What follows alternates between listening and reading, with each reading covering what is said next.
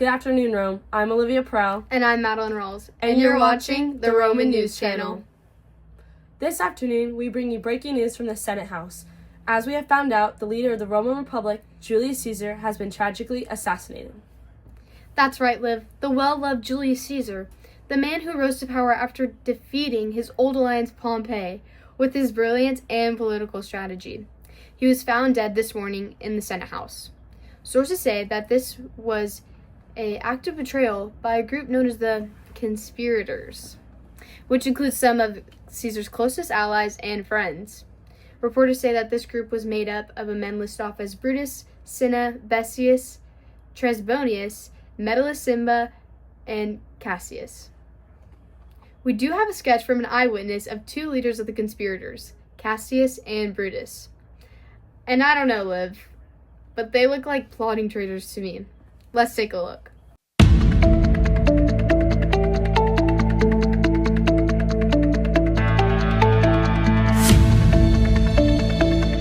I do have to say, Maddie, I never really trusted that Cassius guy.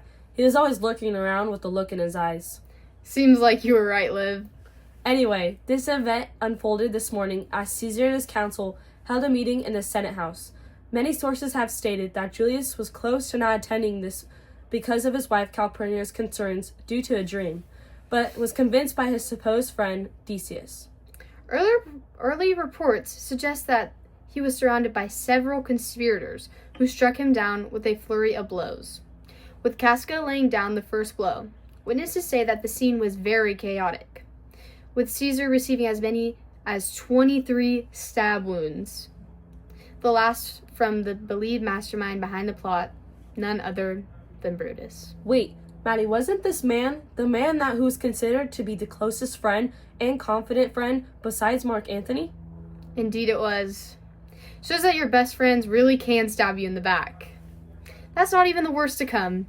But in heart-wrenching moment, it's reported that Caesar saw Brutus among the conspirators in his final moments, struggling to utter the words, "And you, Brutus." Wow, that is sad.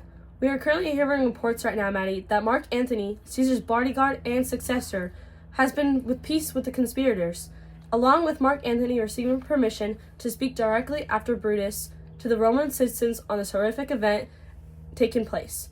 We have another eyewitness sketch of this scene. Let's go take a look.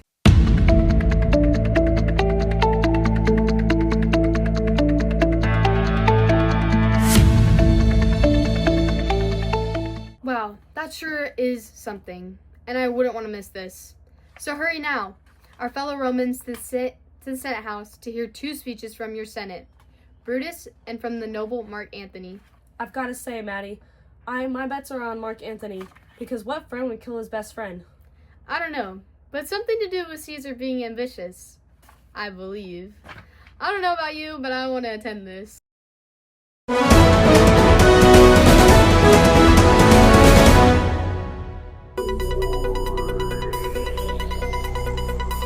And we're back on Roman News.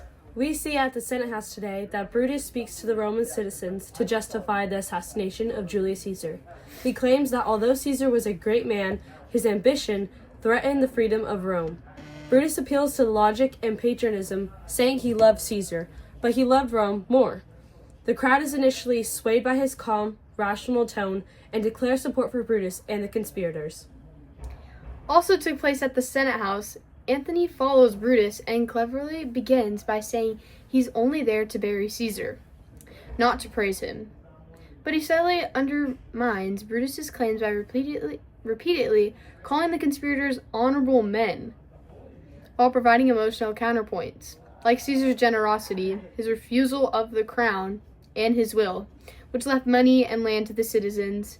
He uses irony, rhetorical questions, and pathos to stir the crowd's emotions. As Antony unveils Caesar's will and shows his stabbed body, the crowd turns furious. Brutus logically and temporarily pacifies the people, but Antony's emotional and manipulative speech completely turns the public against Brutus. The citizens go from calm acceptance to rage and chaos, leading to a violent uprising against the conspirators. Well, that officially closes the case, I must say, Maddie. I agree. And I agree with Mark Anthony, I might add in. Agree.